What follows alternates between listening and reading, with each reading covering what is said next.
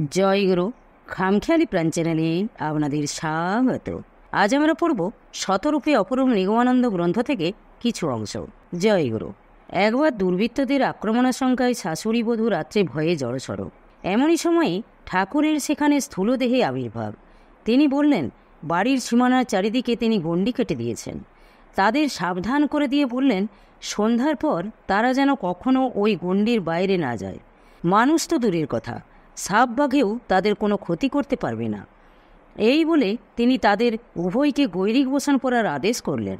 আরেকবার যখন নিদারুণ অর্থকষ্টে ছোট বালকটিকে সামান্য ভাত লবণ দিয়ে খাইয়ে শাশুড়ি বধূ অনাহারে ছিলেন, তখন অপ্রত্যাশিতভাবে ডাক পিয়ন এসে তাদের ঠাকুর প্রেরিত মনি অর্ডারের টাকা দিল।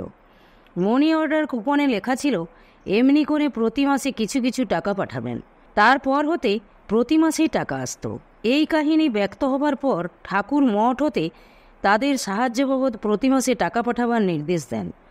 কাহিনী শুনে উপস্থিত সকলে বিস্মিত, স্তম্ভিত ও মন্ত্রমুগ্ধ হয়ে রইলেন। পরিশেষে ঠাকুর মন্তব্য করলেন, এসব ঘটনার আমি কিছুই জানি না। আমার অন্তর্নিহিত গুরুশক্তি আমার অজ্ঞাতসারে যখন যেখানে যা প্রয়োজন সব করে যাচ্ছে।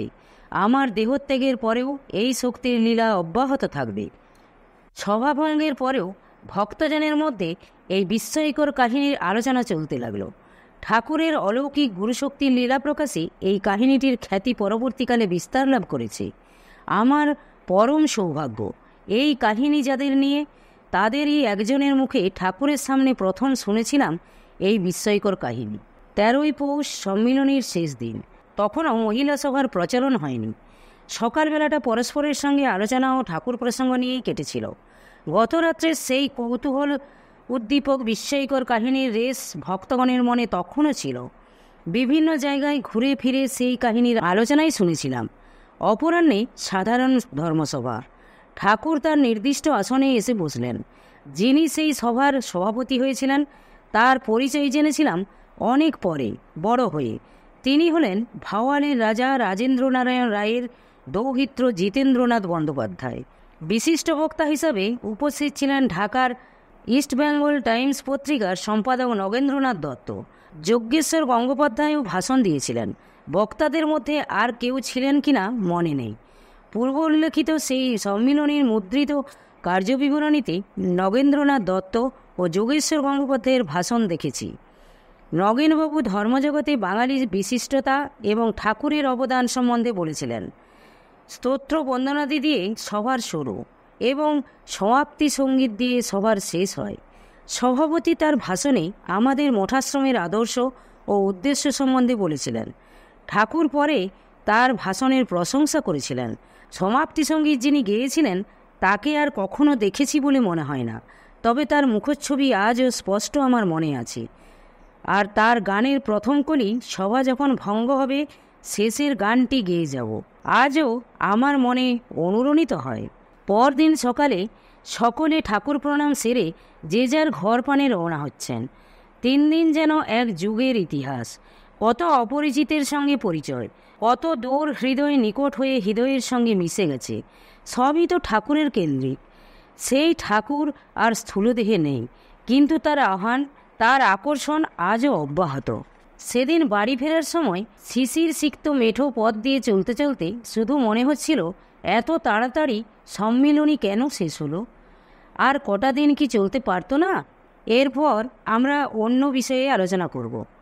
স্বামী নির্বাণানন্দ সরস্বতী লিখছেন, হে গুরু, অসত্য হইতে তুমি আমাকে সত্যে লইয়া যাও, অন্ধকার হইতে আমাকে জ্যোতিতে লইয়া যাও, মৃত্যু হইতে আমাকে অমৃতে লইয়া যাও। এসো এসো, আমার মাঝে প্রকাশিত হও। তোমার যে প্রসন্ন দক্ষিণ মুখ, তাহা দ্বারা আমাকে নিত্য রক্ষা করো। আজ অর্ধযুগ পরে ভিক্ষুকের দিন আয়োজন এবং প্রাণের আনন্দ ও আবেগ লইয়া আপনাদিগকে গুরুগৃহের এই পুণ্য প্রাঙ্গণে সাদর আহ্বান করিতেছি। আমাদের সম্মুখে জগৎগুরু শ্রী শ্রী শঙ্কর গৌরাঙ্গের সম্মিলিত মূর্তি। গৌরাঙ্গকে অন্তরে রাখিয়া শঙ্করকে বাহিরে প্রকটিত করেন বলিয়া যাহাকে দক্ষিণামূর্তি শ্রীগুরু বলিয়া জানি, সেই বুদ্ধকল্প শ্রীগুরু বিগ্রহ আমাদের সম্মুখে। আসুন এই ত্রিমূর্তির সম্মুখে নতজান হইয়া আমরা সার্ধদি সহস্র বৎসর পূর্বে আর্যকণ্ঠে উচ্চারিত গুরু পূজার বিদ্যুৎ গর্ভ মন্ত্র উচ্চারণ করিয়া বলি, নম তশস ভগবত অরহত সম্মান সম্বুদ্ধ সস বুদ্ধং শরণং গচ্ছামি, ধর্মং শরণং গচ্ছামি, সংঘং শরণং গচ্ছামি। আমি সেই ভগবান জীবনমুক্ত সম্যক সম্বুদ্ধকে নমস্কার করি। আমি বুদ্ধরূপী গুরুর শরণ লইলাম, তাহার বাণীরূপী ধর্মের শরণ লইলাম, তাহার কর্মরূপী সংঘের শরণ লইলাম। এই আত্মনিবেদনই আমাদিগকে শ্রেয়ের পথে প্রচোদিত করুক।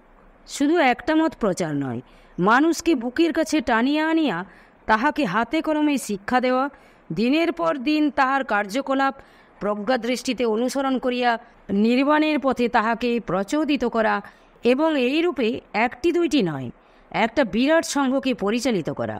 লোকগুরুর এই লোকোত্তর কর্ম সার্ধদি সহস্র বৎসর পূর্বে ভারতের পূর্বোত্তর কোণে একবার বুদ্ধ জীবনীতে পূর্ণমাত্রায় প্রকটিত হইয়া উঠিয়াছিল, এবং সেখানে যে হোমানল সমৃদ্ধিত হইয়াছিল তাহার দ্যুতি আজও অর্ধজগৎকে আলোকিত করিতেছে। বুদ্ধ প্রচোদিত সংঘের প্রেরণা আমাদের মাঝে কত প্রবল, তাহা আমাদের জাতীয় কর্মপদ্ধতি যাহারা অনুধাবন করিয়া দেখেন তাহারাই জানেন। বুদ্ধের জীবনী ও বাণী যতই আলোচনা করি ততই তাহার পুণ্যময় জীবনের সহিত আমাদের শ্রী শ্রী ঠাকুরের জীবন ও কর্মধারার আশ্চর্য সাদৃশ্য দেখিয়া বিস্ময় বিমুগ্ধ হই। সে সমস্ত কথা বিস্তারিতভাবে আলোচনা করিবার সময় এখন নয়, কিন্তু সংঘের এই পূর্ণাধিবেশনের দিবসে সেই লোকোত্তর সংঘনায়ককে এই শ্রী বিগ্রহে প্রকটিত ইহা অনুভব না করিয়া থাকিতে পারিলাম না। তাই আবারও নতজানু হইয়া বলি, নম তশস ভগবত অরহত সম্মান সমুদ্ধস্বস। প্রতি বৎসরই আমাদের এই সম্মিলনীর অধিবেশন হইয়া থাকে। বৎসরান্তে এই কয়টি আনন্দের দিন ধরুন আমরা কত আকুল আগ্রহে প্রতীক্ষা করিয়া থাকি। এই কয়টি দিনে গুরুপদেবিষ্ট বেদান্তের ভাব যেন আমাদের মাঝে মূর্তি পরিগ্রহ করিয়া প্রাণে হিল্লোলিত হইয়া থাকে। আমরা বুঝিতে পারি আমরা একা নই, আমরা বহু বিচিত্র। আমাদের মৃত্যু নাই, শঙ্কা নাই, রাগ নাই, দেশ নাই, জাতিভেদ নাই, কুলদর্প নাই, আমাদের বন্ধন নাই, মোক্ষ নাই। আমরা শ্রীগুরুর পার্ষদ, চিন্ময় আনন্দময়। 3 দিনের এই বিরাট তত্ত্বের অনুভূতি ও সাধনা আমাদের সংবৎসরব্যাপী কর্মে কতই না বল সঞ্চারিত করে। জয় গুরু, জয় গুরু। আজ এই পর্যন্তই। যদি আপনাদের ভালো লেগে থাকে তাহলে চ্যানেলটিকে সাবস্ক্রাইব করে সাথে থাকবেন। জয় গুরু, জয় গুরু।